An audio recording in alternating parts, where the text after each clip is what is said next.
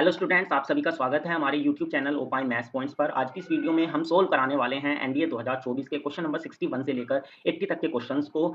बाकी के जो प्रीवियस क्वेश्चंस थे 1 से लेकर 60 तक के, वो हमने अपनी पिछली वीडियो में आपको कवर करा दिए हैं। अगर आपने अभी तक हमारी उन वीडियो को नहीं देखा है तो आप डिस्क्रिप्शन बॉक्स में दिए गए लिंक पर जाकर हमारी उन वीडियो को देख सकते हैं। आइएगा बिना वक्त गवाए आज की इस वीडियो को शुरू करते हैं। क्वेश्चन नंबर 61 आपके सामने है। यहाँ पर ये बोला गया है कि एक वर्ग की जो दो भुजाएं हैं वो इन रेखाओं पर स्थित हैं और वर्ग का क्षेत्रफल आपको निकालना है। तो यहाँ पर अगर हम ध्यान करें तो एक्स के कोफिशिएंटों का रेशो भी आपका 1/2 है और जो वाई के कोफिशिएंट है उनका रेशो भी 1/2 है। जो कांस्टेंट है उनका रेशो है आपका अलग। तो यानी कि जो दोनों रेखाएं हैं ये आपकी क्या हो गई, पैरेलल हो गई है। ठीक है, तो पहली रेखा है 2x minus y 2x plus y minus 3 equal to 0। इसमें भी क्या करते हैं, दूसरी इक्वेशन को भी 2 से डिवाइड लगा लेते हैं। ये हो जाएगा 2x प्लस वाई प्लस का 5/2 इक्वल टू में 0। अभी क्या करेंगे, इनके बीच की डिस्टेंस निकालेंगे जो कि हमारी वर्ग की साइड के बराबर हो जाएगी, क्योंकि यही तो वर्ग की साइड होगी। वर्ग की सारी साइडें इक्वल होती हैं। तो आपकी जो ए हो जाएगा ना, वो किसके बराबर हो जाएगा, mode of c1 minus c2, यानी कि 5/2 प्लस का 3 अपोन में अंडर रूट में 2 का स्क्वायर 4, 1 का स्क्वायर हो गया हमारा 1। तो ये आ जाएगा आपका कितना, 2 तिया 6 और 5 11, 11 बटे में 2 रूट में 5। क्लियर हुआ। अभी क्या निकालना है हमें, इसका एरिया निकालना है। तो एरिया होता है स्क्वायर का साइड बाय साइड, यानी कि 11/2 रूट 5 इंटू में 11/2 रूट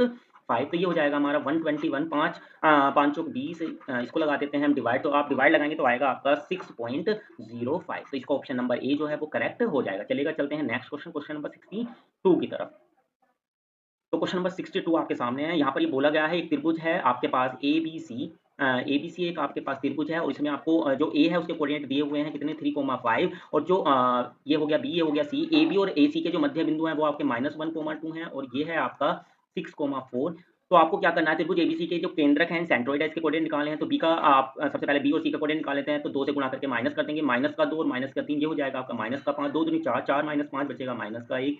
ये हो जाएगा 2 छक्के 12, 12 में से 3 गए 9, 2 चौक 8, 8 में से 5 गए 3। अभी सेंट्रोइड निकालना, तो तीनों को ऐड करके 3 से डिवाइड, 3 और 9 3 12, 12 में से 5 गए 7, 7 बटे 3। तो एक्स कोऑर्डिनेट 7 बटे 3 आ गया। तो इसका जो ऑप्शन नंबर बी है वो क्या हो जाएगा, आपका करेक्ट हो जाएगा। चलिएगा, चलते हैं नेक्स्ट क्वेश्चन, क्वेश्चन नंबर 3 की तरफ। इसमें ये बोला है आपको कि एबीसी एक न्यूनकोणिक समद्विबाहु त्रिभुज है। तो आपके पास एक दिया हुआ है आइसोसेलेस ट्रायंगल एबीसी, और इसमें आपको ए बी और ए सी दो बराबर भुजाएं हैं। और ये जो ए बी है वो आपकी 7x minus y minus 3 equal to 0 पर स्थित है और ये जो ए सी है वो x plus y minus 5 equal to 0 पर स्थित है। और ये जो दोनों बराबर कोण हैं ये आपके कितने हैं, थीटा थीटा हैं। तो आपको क्या करना है, कोट थीटा की वैल्यू निकालनी है। सबसे पहले एंगल ए की बात करें तो ये हो जाएगा आपका 180 माइनस का 2 थीटा। अभी हम ए बी की प्रवणता निकालते हैं, इसका स्लोप निकालेंगे तो m1 हो जाएगा माइनस का a अपॉन बी, यानी कि आपका 7 आ जाएगा। और इसी तरीके से m2 निकालेंगे तो वो भी माइनस a अपॉन बी, यानी कि -1 आ जाएगा। अब इनके बीच का एंगल जो होगा tan 180 माइनस का 2 थीटा जो है वो इक्वल हो जाएगा mode of m1 minus m2। ये हो जाएगा 8 अपॉन में 1 प्लस m1 m2, यानी कि 1 माइनस का 7। तो tan 180 माइनस थीटा हो जाएगा आपका किस क्वाड्रेंट में आएगा, सेकंड क्वाड्रेंट में। तो माइनस का tan 2 थीटा इक्वल हो जाएगा 8 अपॉन में 6, 2 4 जा 8, 2 3 जा 6, माइनस को उधर भेज देंगे। tan 2 थीटा का फॉर्मूला लगाएंगे। यहाँ पर क्या होता है, 2 tan थीटा अपॉन में 1 माइनस का tan स्क्वायर थीटा इक्वल में माइनस का 4 अपॉन 3। 2 से कैंसिल हो गया, 2 2 जा 4। अभी क्रॉस मल्टीप्लाई करते हैं तो ये हो जाएगा हमारा 3 tan थीटा इक्वल टू में माइनस का 2 और माइनस माइनस प्लस प्लस का 2 tan स्क्वायर थीटा। अब हमें यहाँ से tan थीटा की वैल्यू निकालनी है। तो क्या करेंगे, tan थीटा को x मान लेते हैं पहले। तो ये हो जाएगा हमारा 2x स्क्वायर माइनस का 3x माइनस का 2 इक्वल टू 0। अभी हम कर लेते हैं यहाँ से इसके फैक्टर, गुणा करके 2 लाना, घटा के 3, गुणा करके 2 लाना है। यहाँ पर एक बार चेक कर लेते हैं कहीं मिस्टेक तो नहीं होगी है। गुणा करके हमें 2 लाना, माइनस करके 3, तो ऐसा तो होगा नहीं। tan 2 थीटा का फॉर्मूला होता है 2 tan थीटा अपॉन में 1 माइनस tan स्क्वायर थीटा। ये हो जाएगा हमारा इधर मल्टीप्लाई करेंगे तो ये हो जाएगा हमारा -2 और ये हो जाएगा प्लस का 2 tan स्क्वायर थीटा। और यहाँ पर आएगा आपका 2x स्क्वायर। ठीक है, यहाँ पर 2x स्क्वायर आ जाएगा, यानी ये हो जाएगा आपका 2x square minus 3x minus का 2 इक्वल टू में 0। अभी यहाँ से इसके फैक्टर करते हैं, गुणा करके 4 और घटा के लाना है हमें 3। तो माइनस का 4x प्लस का x माइनस का 2 इक्वल टू में 0। 2x कॉमन आ गया तो बचेगा x माइनस का 2, x माइनस का 2 प्लस का 1 कॉमन, x माइनस का 2 इक्वल टू में 0। x माइनस 2 कॉमन आ गया तो ये आ जाएगा आपका 2x प्लस का 1 इक्वल टू में 0। यहाँ से x की दो वैल्यू निकल के आएंगे, एक 2 और एक आ जाएगी माइनस का 1/2। x मायने की tan थीटा की दो वैल्यू निकल के आ गई। आपको निकालनी है वैल्यू किसकी, कोट थीटा की। तो कोट थीटा आ जाएगा आपका 1/2 और माइनस का 2। तो इसका ऑप्शन नंबर बी जो है वो करेक्ट हो जाएगा, क्योंकि -2 तो ऑप्शन में नहीं है। तो ऑप्शन नंबर बी करेक्ट हो जाएगा। चलिए चलते हैं नेक्स्ट क्वेश्चन, क्वेश्चन नंबर 64 की तरफ। इसमें बोला गया है कि एक परवलय है y² इक्वल टू 8x, इस पर स्थित एक बिंदु P की नाभ्य दूरी आपको दी हुई है। तो y² इक्वल टू 8x है। तो यहाँ से a की जो वैल्यू आएगी 4x होता है, तो a की वैल्यू आ जाएगी 2। नाभ्य दूरी होती है आपकी x प्लस a, वो आपको दी हुई है 8। a की जब रखेंगे 2 तो x की वैल्यू आ गई आपकी 6। यानी कि अगर हम इसका ग्राफ ड्रॉ करेंगे तो इसका ग्राफ कुछ इस तरीके से प्लॉट हो जाएगा। तो ये जो पॉइंट है आपका, पी इसके कोऑर्डिनेट हो जाएंगे आपके 6 और y की वैल्यू रखेंगे तो 6 8 48, 6 48 हो जाएगा, तो अंडर रूट में 48 यानी कि 16 या 48 4 रूट 3 आ जाएगा। अब आपको यहाँ पर बताना है पी के कोऑर्डिनेट ये होंगे, हाँ सही बात है, पहला ऑप्शन ठीक है। दूसरा ये बोला है परवलय की नियता से पी की लंबी दूरी, तो जो नियता होगी इसकी यहाँ से दूरी कितनी हो जाएगी आपकी, क्योंकि इसकी जो नाभि हो जाएगी वो हो जाएगी आपकी 2,0, तो ये वाली डिस्टेंस भी आपकी 2 हो गई और ये 6 है तो ये हो गई आपकी 6, तो टोटल हो गई आपकी कितनी 6 और 2 8, यानी कि ये ऑप्शन नंबर बी भी आपका ठीक है, यानी कि इसके ऑप्शन ए और बी दोनों ही क्या होने वाले हैं, करेक्ट होने वाले हैं। तो आपका ए और बी दोनों इसका सही जवाब हो जाएगा। चलिए चलते हैं नेक्स्ट क्वेश्चन, क्वेश्चन नंबर 65 की तरफ। क्वेश्चन नंबर 65 में बोला है कि दीर्घवृत्त की उत्केंद्रता क्या है यदि लघु अक्ष के एक सिरे से नाभि को जोड़ने वाली सरल रेखा रेखाओं के बीच का जो कोण है वो आपका दे रखा है कितना 90 डिग्री। तो ये क्या है आपका इलिप्स हो गया, ये हो गया आपका इलिप्स, और आपको पता होगा इसकी जो नाभि होती है वो होती है आपकी प्लस माइनस ए ई कोमा 0, ये हो गया हमारा माइनस का ए ई कोमा 0, और इसको हम एक सिरे से जोड़ देते हैं, ठीक है, इससे हमने जोड़ दिया तो ये आपका एंगल दिया हुआ है 90, इसके कोऑर्डिनेट हो जाएंगे आपके 0 कोमा बी। अब इसमें बोला है कि जो है यदि लघु अक्ष के एक सिरे से नाभि को जोड़ने वाली सरल रेखाओं के बीच का कोण आपको इतना दिया हुआ है तो उत्केंद्रता यानी कि ई की वैल्यू आपको निकालनी है सबसे पहले, क्योंकि एक दूसरे परपेंडिकुलर है तो इनकी स्लोप की जो प्रोडक्ट होगी वो -1 हो जाएगी, तो ये हो जाएगी आपकी y2 माइनस y1 अपॉन में x2 माइनस x1 इंटू में y2 माइनस y1 अपॉन में x2 minus x1 equal to में -1 माइनस से माइनस यहाँ भी कैंसिल, माइनस से माइनस यहाँ भी कैंसिल, तो ये हो गया आपका b square equal to a square e square. अभी आपने एक फॉर्मूला पढ़ा होगा उत्केंद्रता के लिए, ई स्क्वायर जो होता है वो बराबर होता है 1 माइनस बी स्क्वायर अपॉन ए स्क्वायर के बराबर होता है। यहाँ से हम क्या करते हैं बी स्क्वायर की अगर वैल्यू रख दें, बी स्क्वायर की जगह पर क्या रख देंगे ए स्क्वायर ई स्क्वायर, ए स्क्वायर से ए स्क्वायर कट जाएगा, ई स्क्वायर इधर आएगा तो ये हो जाएगा आपका 2 ई स्क्वायर इक्वल टू 1, तो ई स्क्वायर की वैल्यू आ जाएगी आपकी 1/2, तो ई की जो वैल्यू है वो आ जाएगी आपकी 1/√2। तो ये ऑप्शन नंबर जो डी है वो इसका करेक्ट हो जाएगा। चलिएगा चलते हैं नेक्स्ट क्वेश्चन, क्वेश्चन नंबर 66 की तरफ। क्वेश्चन नंबर 66 में बोला गया है कि ए आपके पास इतना है, बी इतना है, यदि ए क्रॉस बी क्रॉस ए जो है वो इसके बराबर है तो आपको अल्फा बीटा और इसकी वैल्यू निकालनी है। तो बच्चों जो ये क्रॉस ट्रिपल प्रोडक्ट है इसकी वैल्यू जो होगी वो हो जाएगी A vector dot A vector into में बी वेक्टर माइनस का A vector dot B vector into में ए वेक्टर, यानी कि A dot C B minus A dot B minus ये हो जाएगा आपका फिर ए। ठीक है, क्लियर हुआ। ये यहाँ पर हमने फॉर्मूला अप्लाई कर दिया है, यहाँ से ए डॉट ए निकालेंगे तो ये आएगा, इसकी इसी से गुणा करेंगे तो ये आ जाएगा आपका 3 और इनटू में आ जाएगा आपका आई प्लस 2j माइनस का के, फिर माइनस करेंगे ए डॉट बी करेंगे तो आएगा 1 और -2, 1 -2 माइनस का 1 और -1 यानी -2, तो ये हो जाएगा आपका 2 और इनटू में आ जाएगा ए यानी कि आई माइनस जे प्लस का के। अब इसको सिंप्लीफाई करते हैं, 3i यहाँ से बनेगा, 2i यहाँ से बनेगा, तो ये बन जाएगा आपका 5i, 3 दूनी 6 और यहाँ से बनेगा माइनस का 2 यानी कि माइनस का 4j, ये बनेगा माइनस का 3 और यहाँ बनेगा प्लस का 2 यानी कि माइनस का k। अभी हम क्या करेंगे, क्योंकि इसकी वैल्यू आपको दी हुई है इसके बराबर, तो यहाँ से अल्फा की वैल्यू आपकी 5 आ गई है, बीटा की वैल्यू आ गई है आपकी 4 और जो आपका गामा है उसकी वैल्यू आ जाएगी आपकी -1। अब हमें वैल्यू निकालनी है alpha plus beta plus gamma की, तो ये हो जाएगा 5 5 और 4 9, 5 और 4 9, 9 में से 1 गया 8, तो इसका ऑप्शन नंबर ए जो है वो करेक्ट हो जाएगा। चलिएगा चलते हैं नेक्स्ट क्वेश्चन, क्वेश्चन नंबर 67 की तरफ।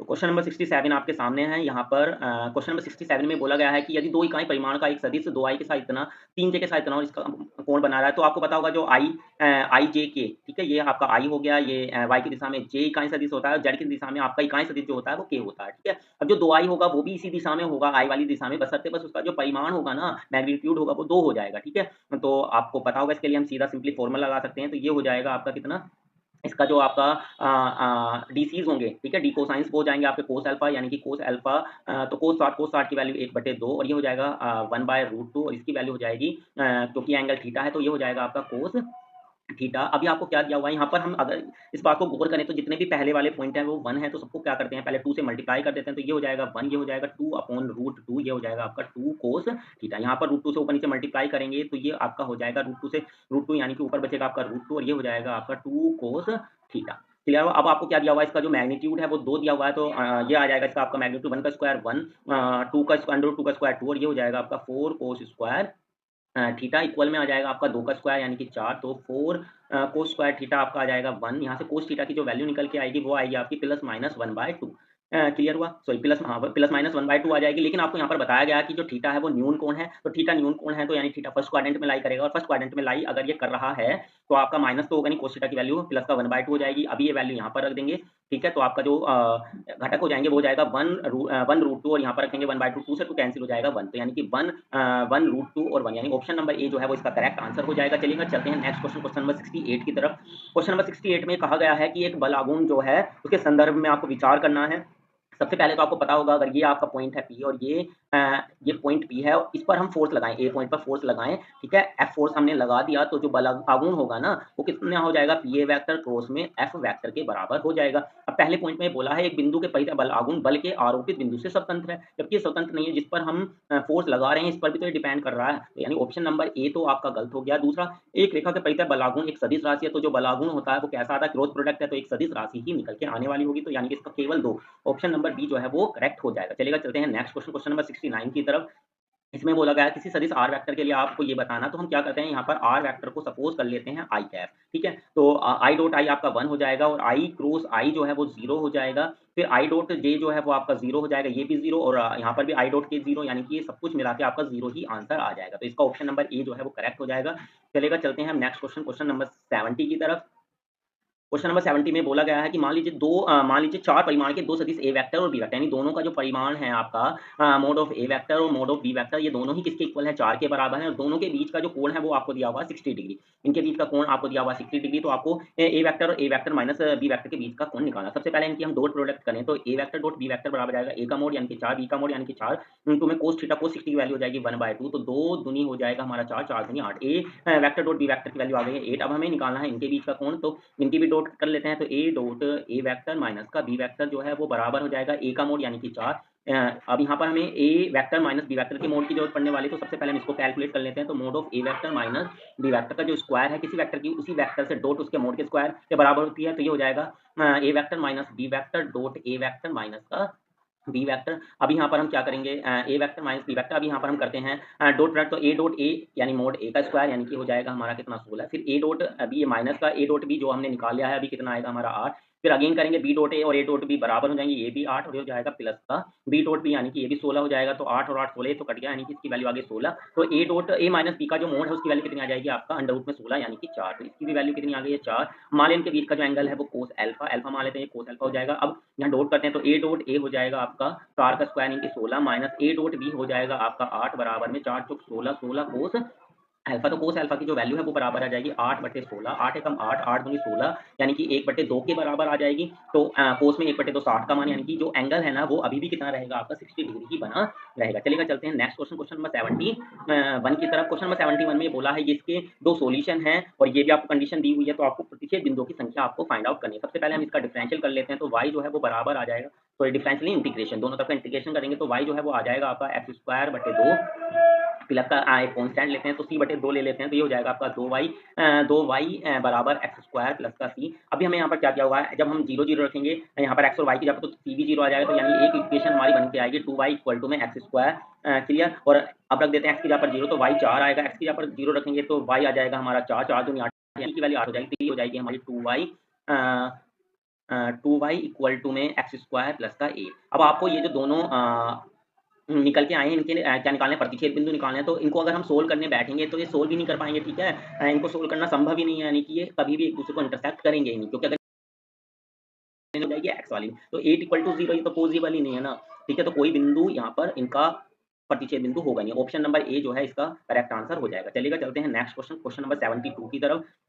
तो यहाँ पर क्वेश्चन नंबर 72 में आपको बताया गया है ये वक्र है आपका y इक्वल टू e की power x a cos x plus b sin x, जहाँ पर a और b आपके आर्बिट्रेरी कांस्टेंट है, तो इनको निरूपित करने वाला अवकल समीकरण आपको निकालना। सबसे पहले हम क्या करते हैं y डैश निकाल लेते हैं, तो y डैश हो जाएगा e की पावर x को कांस्टेंट रखते हैं, इसका डिफरेंशियल करेंगे तो हो जाएगा माइनस का a sin x प्लस का b cos x ये है आपका b, तो b cos x हो जाएगा। फिर हम क्या करते हैं इसको एज इट इज रखेंगे e की पावर x का e की पावर x, तो हो जाएगा e की power x a cos x plus का b sin x। अब यहाँ से इसको थोड़ा सिंप्लीफाई कर लेते हैं, e की पावर x हो जाएगा कॉमन, तो यहाँ से sin x वाली ये टर्म बनेगी यानी कि b माइनस का a sin x, और यहाँ से cos कॉमन आएगा तो ये बन जाएगा आपका b plus a cos x। Clear हुआ। अभी इसका हमें क्या करना है, क्योंकि जितनी भी डिफरेंशियल इक्वेशन दी हुई है इनमें डबल टाइम डिफरेंशियल करना है, इसका अगेन करेंगे तो जो y डबल डैश होगा वो बराबर हो जाएगा, इसी तरीके से सिंप्लीफाई कर लेंगे, e की power x as it is इसका करेंगे तो ये हो जाएगा आपका b माइनस का a cos x और प्लस का ये हो जाएगा आपका माइनस का b plus a sine x.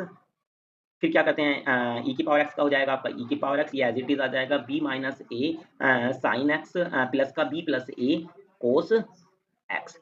इसको भी थोड़ा सिंप्लीफाई कर लेते हैं तो ये हो जाएगा आपका e की पावर x तो कॉमन आ जाएगा, कोस x यहाँ पर है, a से कैंसिल हो जाएगा, तो ये आपका बनेगा 2b कोस एक्स, और यहाँ पर जब हम करेंगे तो ये माइनस बी, तो माइनस बी से माइनस बी कैंसिल, माइनस और माइनस से यहाँ पर आ जाएगा, यानी कि माइनस का 2a साइन एक्स ये आपका आ जाएगा। क्लियर हुई बात। अब हम यहाँ पर देखते हैं सबसे पहले कौन सी कंडीशन, बारी बारी से इनको चेक कर लेते हैं। अगर यहाँ पर देखें इसको इस वाली इक्वेशन नंबर इसको थर्ड मान लेते हैं, इसको मान लेते हैं हम 2, और ये जो गिवन है ये हमारी 1 हो गई। ठीक है, अभी अगर हम यहाँ से देखें y डबल डैश की वैल्यू रखें और इसकी वैल्यू रखें, तो यहाँ पर तो ये कैंसिल आउट ही नहीं होंगे। ठीक है ना, 2 से गुणा कर भी दें तो आपका साइन वाली टर्म तो कोई कैंसिल आउट ही नहीं होगा। ठीक है, तो ऑप्शन नंबर ए तो आपका ठीक होगा ही नहीं, और इसी तरीके से देखें तो डी भी आपका ठीक नहीं होगा।